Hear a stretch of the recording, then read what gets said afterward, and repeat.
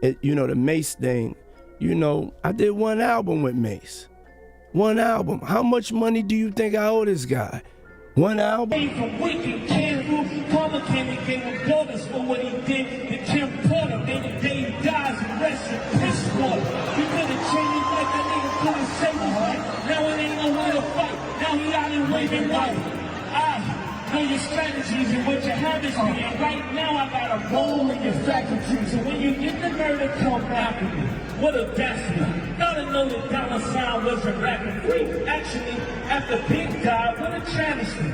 When Mase left, nigga, was nobody after all. Guess I got the last laugh. On November 16th, the music world was shaken up big time when singer Cassie dropped a lawsuit against her ex, hip-hop bigwig Sean Diddy Combs. She accused him of treating her badly and abusing her throughout their decade together. Ever since he started calling himself Brother Love back in 2017, Diddy's been trying to paint himself in a new light, but this lawsuit has definitely thrown a wrench in that image. Plus, it kicked off a bunch of other claims from several other women who have come forward since. The whole industry is buzzing about it, and even Diddy's old pal turned rival Mase couldn't help but throw some shade. Mase hinted at some of Diddy's past drama, including some shady stuff that Diddy did to him. Here's the deal. Ever since they split ways, Mase and Diddy have been at odds. 2 years ago, Mase threw some serious shade with his Diddy diss track and did not shy away from blasting his former boss all over social media, stirring up old beef. He even went on Instagram Live to break down why he called out Diddy in his track Oracle 2, sticking to his guns throughout the whole drama. The bad blood between these two just keeps adding spice to the ongoing soap opera in the hip-hop world.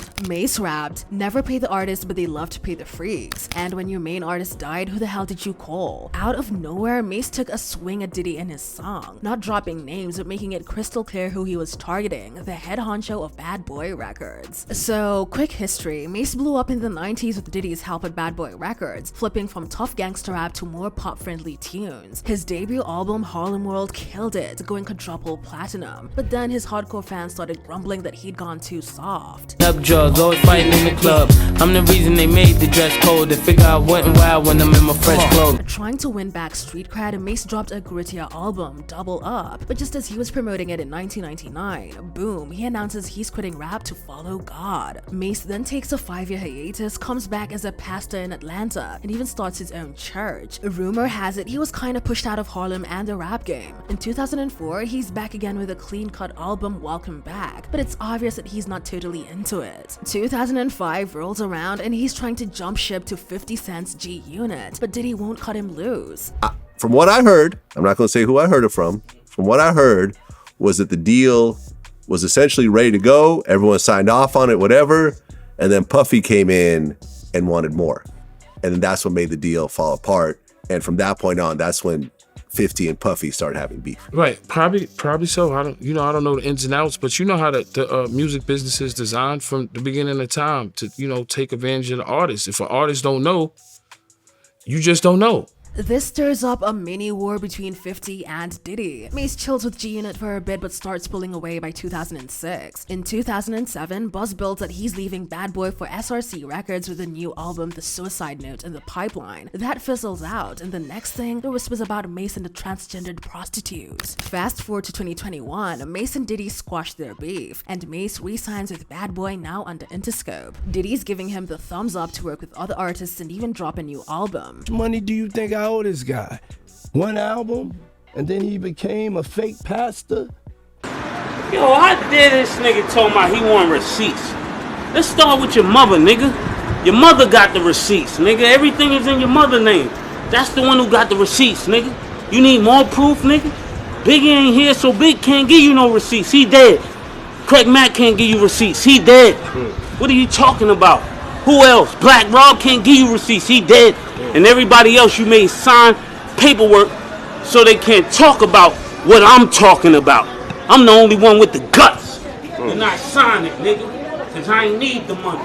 Now, let's get into these Mase accusations. So, last year, Diddy was all over the place, swearing up and down that he never ripped off any of his artists, and he even claimed that Mase actually owes him a cool $3 million. On The Breakfast Club, DJ Envy brought up that Mase was getting slammed with similar accusations about shady money moves with his artists, pretty much the same stuff people say about Diddy. Envy's like, is this an I told you so moment for you? But Diddy was not having it. He brushed off Mase's claims as just negative noise trying to trash his reputation. How much money does, and I'm just throwing this out, how much money does somebody like a Mase owe you? Because the reason I say Mase that, owes me $3 million.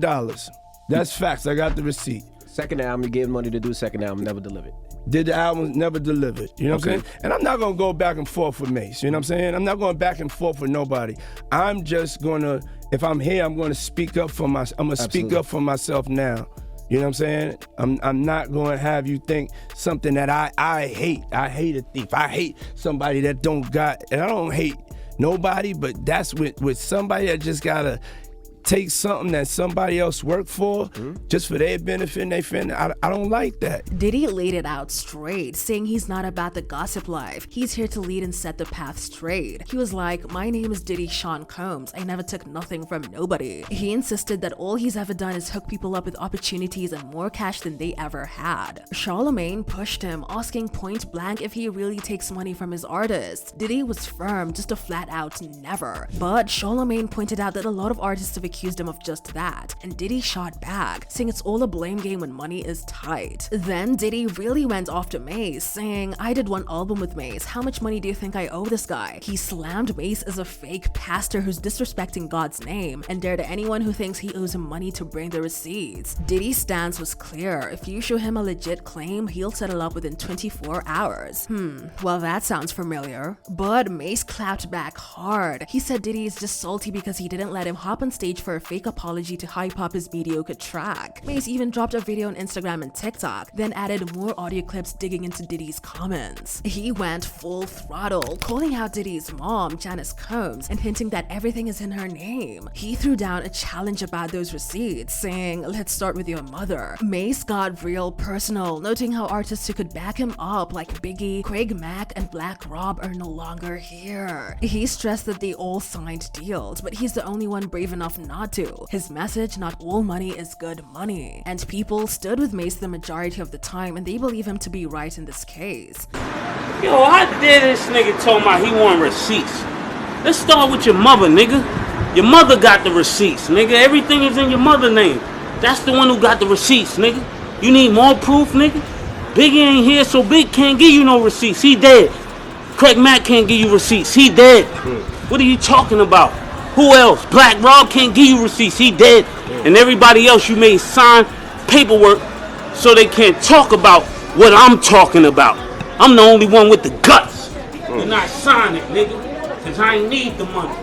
They say the eyes are the windows to a person's soul, and from the look in Mase's eyes, I see no lies detected. But remember, Mase isn't just clashing with Diddy. He's had run-ins with other big names in rap too. Back in September 2020, Mase had some choice words for Kanye West, who he felt slighted in Kanye's 2010 track Devil in a New Dress. Mase pointed out that when he stepped back from the music scene to focus on his faith, Kanye was doing something similar with his Sunday services and gospel albums. Mase called Kanye out, saying that the same system Kanye is now fighting against used to mock him for his decision to leave it. He even demanded a public apology from Kanye for making it seem like his decision to follow God at the height of his career was a mistake. Then there's the rapper Cameron, who in 2017 blasted Mase for being a fake and running a con on his followers. Cam posted a snippet from a documentary that painted Mase as a false teacher and didn't miss a chance to throw in some mocking comments during an Instagram live, mimicking Mase's preaching style. Earlier that year, Cam suggested that Mase became a pastor as a way to dodge violence and the pressures of fame, quipping, "They can't beef with me if I'm in church." Before this, Cam responded to Mase's diss track The Oracle, where Mase made a wild claim about Cam and his sister. Cam shot back, saying that he didn't even have a sister, and if he did, it would be Mase's. He stressed that he's just out here trying to get what he deserves. Meanwhile, the drama with Diddy has been dragging on longer than anyone expected. At the Grammys in January 2020, Diddy made a speech about the music industry's need for diversity and respect for hip-hop, calling for more transparency among artists. While While many praised Diddy's words, Mase wasn't buying it. He felt like it was all talk, especially coming from someone like Diddy who, according to Mase, hadn't practiced what he preached. Mase had tried to buy it back for $2 million, only to be told to match a European offer or wait till he's 50. Mase publicly urged Diddy to live up to his own call for change and fairness. This revelation shocked some, but for others, it was just more proof of Diddy's long-standing greed. However, in a twist, Diddy mentioned in a Billboard interview in September that he and Mase had made up. Diddy had began to return song publishing rights to Mase and other former Bad Boy artists in 2021. Around the same time, he received an Industry Icon Award at the Grammy Gala. Diddy said he started the process back in May or June 2021 after coming after fire for how he managed the Bad Boy catalog. He claimed it was a move from profit to purpose, saying that he was proud to return the publishing, showing his growth as a businessman. Diddy, once a towering figure in the music industry, finds himself in increasingly turbulent waters. The recent leak of footage involving his ex-girlfriend Cassie has reignited public scrutiny over his behavior and past relationships. This footage, showcasing a darker side of the mogul, threatens not just his personal image but the legacy of his entire career. As Diddy grapples with all these allegations, his situation is complicated further by his historical feuds, notably with Mase, his former protege. Mase, who had his own share of disputes with Diddy over financial and personal grievances, adds another layer of controversy to the narrative. These conflicts paint a picture of a music empire that may have been as much about power struggles and personal vendettas as it was about producing hit records. As we watch this saga unfold, one can't help but ponder the impact these revelations will have on Diddy's legacy. Will this be a temporary stain, or are we witnessing the unraveling of an empire? So, what do you think about the ongoing drama between Diddy and Mase and the recent controversy surrounding Diddy? Do you believe these will lead to a significant shift in how the public perceives the music mogul? Drop your thoughts in comments below. We're curious to hear your take on this developing story.